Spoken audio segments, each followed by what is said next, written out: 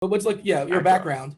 And what was the moment where you said, like, I'm pot committed, I'm in on this. I'm going to start my own podcast. This is the future. Was there a moment where you said, like, yeah, this is it. It all clicked and people are going to love this?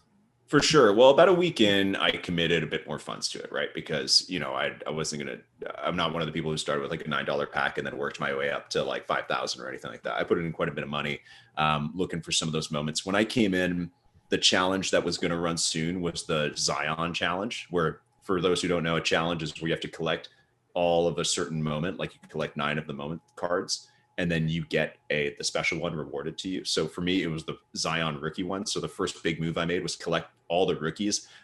At that exact time was the night I bought the Tyler Hero one, was the night that he was like lighting up the Celtics. So I bought his moment at $90 and the next day was like 600. So I was like so lucky to get in there just at the right time.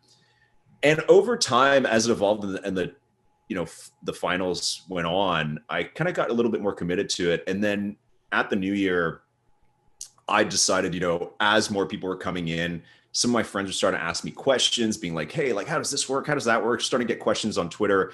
And I started posting some statistics, and then those started to do quite well. And, even the folks at Top Shot were saying that they were enjoying seeing those stats. Nobody was really putting those out. So I decided to give it a bit more of a go. So, about a month back, I decided to, let's start a podcast. I've got broadcast background, so it wasn't going to be too hard to kind of get up and going. And do a little bit of pod, a little bit of stream, a little bit of analytics, just all the stuff that I love about Top Shot and about sports. So that's kind of where it came from. In terms of my background, I've been an advertising producer for a couple of years. I kind of made a career in social media like 10 years ago when it was just starting off from brands. So I've always been kind of in the space of, doing some really cool stuff on Twitter and YouTube, and always been really familiar with that. So this is a really nice kind of natural blend for me, honestly. Say you have $500 to invest. Am I buying packs? Am I going in the marketplace? Like, what's the best way to start investing? Do I want to, packs and hopefully I get lucky, or do I want to seek out a specific moment? Great question. So if you listen to the podcast, I just talked about this the other day. No, basically, you know what? Again, one of my favorite aspects is the emotional moment. So I think you go in there, you start with your favorite players.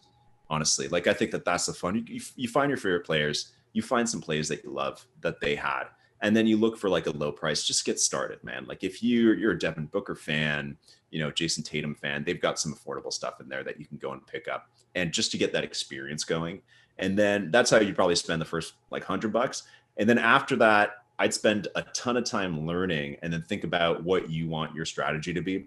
On the pod, my last one, I detailed kind of what like an ideal portfolio is. And I said that like half your moments that you own should be stuff that you love and you want to hang on to. Same as the card market. You got some, I'm sure, that you're like, okay, I'm getting this Trae Young, and I think in 6 months, he's going to have his first playoff game, might win a playoff series. I'm going to flip it then. So you have that strategy. But then you also have like maybe your LeBron. You're like, this LeBron card, I'm never leaving it. I'm never leaving it. This is my kids. Like, this is my retirement fund or my kids' college fund or whatever. Like, that's break the glass in case of emergency. That's the only reason you sell it. In Top Shot, I do the exact same thing.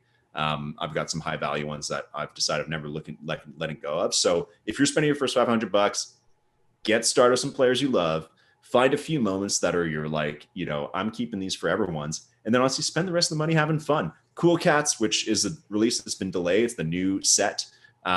If you collect all 5 of those, you get a Luka moment, right? So you're going to get a limited edition Luka moment if you collect all those. Like, that's where you spend your fun money.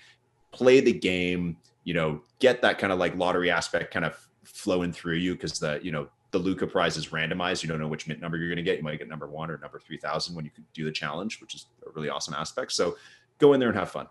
So buy some stuff you love, and then have fun with the rest.